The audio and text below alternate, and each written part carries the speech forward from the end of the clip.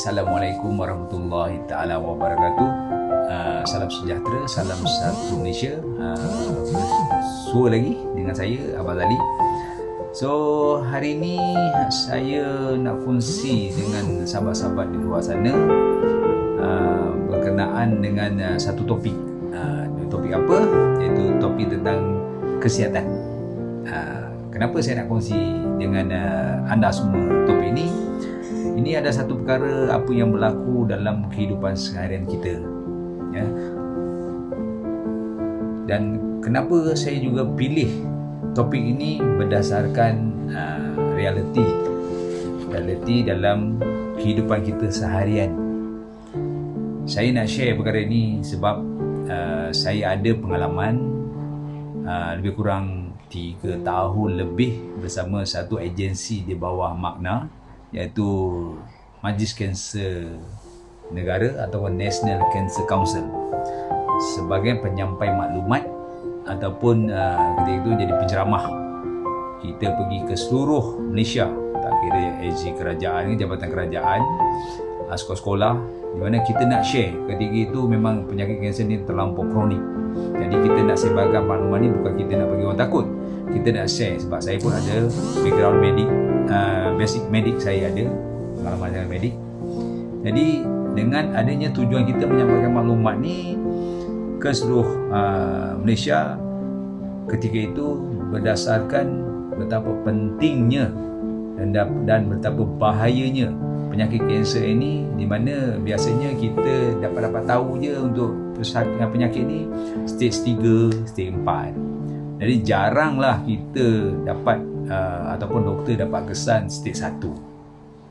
Jadi bila stage 3, 4 ni tahap kemurungan, jika anda diberitahu, minta jangan dapat tahu dikisahkan mengidap kanser memang down, hidup blur. Jadi antara faktor-faktor ni saya nak kongsi, bukan ini saja. Jadi untuk sekarang tambah lagi penyakit yang boleh katakan bahaya, contoh macam gout, sakit jantung, darah tinggi, kencing manis bertambah. Jadi apa penyebab-penyebab utama? Saya nak kongsi apakah kriteria atau penyebab utama menjurus ke arah penyakit-penyakit ni kepada manusia. Penyebab utama ataupun di antara penyebab utama menjurus kepada penyakit. Pertama, dari segi pemakanan. Kenapa? Contoh, sayur-sayuran. Kebanyakannya sayur-sayuran ini sudah dicemari oleh toksin, racun sewaktu mereka spray. Perasan tak? Jadi spray itu ada chemical. Tujuannya apa? Untuk menjadikan sayuran-sayuran tersebut segar. Dan kita pula kadang-kadang main beli je. Bagaimana kita nak pilih sayur-sayur tersebut, kita pun kadang-kadang tak tahu. Jadi antara yang kita boleh pilih, kita boleh jadikan satu andaian di sini, pilihlah sayur-sayur yang berlubang. Kenapa? Sayur-sayur yang berlubang tersebut dimakan oleh ulat. Jadi bermakna sayur itu ada sesuatu yang terbaik. Dan bila kita tengok sayur yang cantik, mana dasar sayur tu ada dilindungi oleh chemical. Jadi jangan ambil benda tu. Jadi benda tu kita fikir memang dah logiknya memang dah ada spray lah. Okey. Kedua, ikan. So macam mana pula kita nak pilih ikan? Biasanya orang-orang tu dah cakap, orang-orang biasa cakap, tengok insang dia lah, tengok mata dia lah. Sedangkan ikan yang kita beli tadi, kita pun tak tahu berapa lama dia orang dah simpan. Sebab apa saya cakap macam tu? Sebab kalau ikan tu pakai name tag kat sini, kita dapat tahu ikan tu dari berapa lama disimpan, dari mana, ni Indonesia ke Vietnam ke Thailand ke, kita akan nampak. Tapi ada tak letak benda tu? Tak, sebab dia orang berniaga, kan? Jadi tak apalah, ikutlah kepakaran masing-masing cara nak pilih ikan. Nak senang, tangkap sendirilah, kan? Itu contoh saja. Okey, seterusnya yang ketiga, apa yang saya nak sharekan di sini, gaya hidup kita, lifestyle. Ini di antara kita kadang-kadang life kita berbeza. Berbeza dari segi mana ada yang suka makan kat kedai. Tapi tak salah sebab mungkin atas kesibukan faktor kerja. Jadi sibuk, jadi makan kat kedai. Tak salah makan kat kedai kan. Cuma cara pemilihan makanan yang kita nak makan tu bagaimana? Adakah kita makan kerana lapar sahaja, atau kita makan dan memilih hanya yang perlu saja untuk kebaikan tubuh badan kita? Kena fikirlah. Kita tengok dari segi sudut macam-macam lah untuk kebaikan diri kita. Okey, yang keempat yang saya nak share, contohnya selama kita hidup, selama umur kita, tak kira lah umur berapa, 30, 40, 50, 60. Pernah tak kita tertanya pada diri kita selama kehidupan kita ni berapa kali kita buat medical check up? Cuba kira. Sedangkan kita perlu buat medical check up 2 kali ataupun sekurang-kurangnya sekali dalam setahun. Ramai tak tahu. Tak apa, kalau tak tahu tak apalah, saya share kan. Tujuannya untuk apa? Sekurang-kurangnya kita dapat tahu sendiri tahap kesihatan diri kita. Bukannya nak buat check up tu suka-suka, tapi adalah kebaikan untuk diri kita sendiri. So dengan cara itu kita dapat menilai setiap masa tahap kesihatan diri kita bagaimana.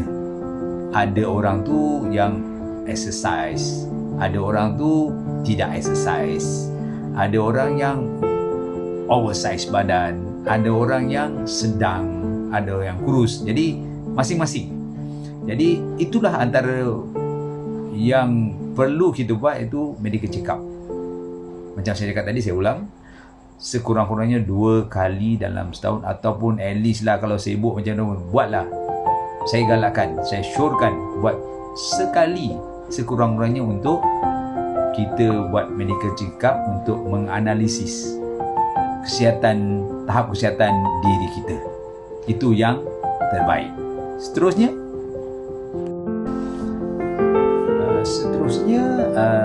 ni saya nak share yang ringkas sajalah. Bila kita dah tahu tahap kesihatan diri kita melalui check up tadi, sekurang-kurangnya kita dah boleh mengambil tindakan untuk meningkatkan lagi tahap kesihatan diri kita. Betul tak? Sebab sebelum ni kita tak check, kita tak tahu. Jadi sekarang dah check up, kita dah ada keputusan dari doktor, so kita tahu, oh saya di tahap sekian. Kerana bila bertambahnya usia seseorang itu, tahap ketahanan diri akan menurun. Contoh dari segi immune system, tenaga mata makin kurang, terang, kabur, sakit macam-macam, lutut, pinggang, kebas-kebas, migraine dan lain-lain akan datang. Itu biasa sebab faktor umur, termasuklah masa muda gaya kita hidup macam mana. Tetapi permasalahan sekarang, muda-muda lagi dah ada macam-macam sakit. So bagaimana kita nak buat protection awal? Maksud saya mencegah lebih baik dari merawat.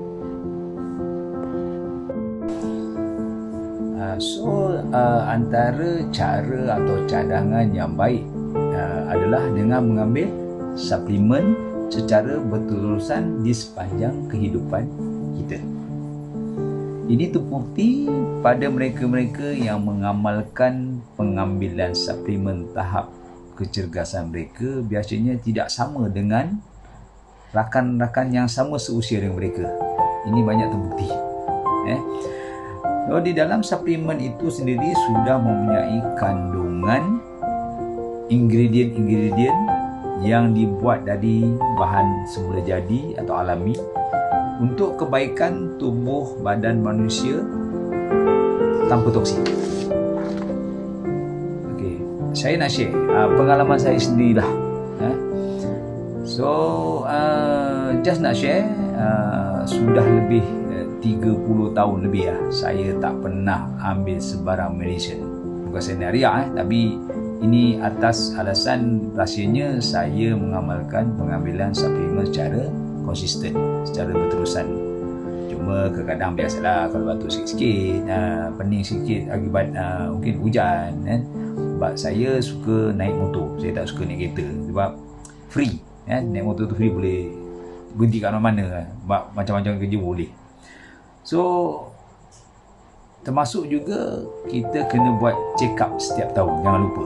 At least 1 year 1 time, setahun sekali. Cuma ajal maut lah Allah yang tentukan. Tapi Alhamdulillah saya pun dah hampir mencapai umur 6 siri masih sihat Alhamdulillah. So dekat sini siapa nak tahu apa bentuk suplemen yang sesuai untuk diri anda, yang seperti apa saya gunakan, okey, boleh PM dekat nombor saya. Cara individu pun boleh, nak hantar WhatsApp pun boleh. Sebab biasalah kalau kadang-kadang kita nak cara live ni, kadang-kadang kita tanya mereka segan, malu kan. Tapi untuk kebaikan kita tak perlu malu. Sebab kalau kita malu dan segan, efek negatif tu akan terjadi pada diri anda sendiri. Jadi boleh PM saya, boleh WhatsApp saya nak tanya, kita share. Share apa salahnya untuk kebaikan bersama.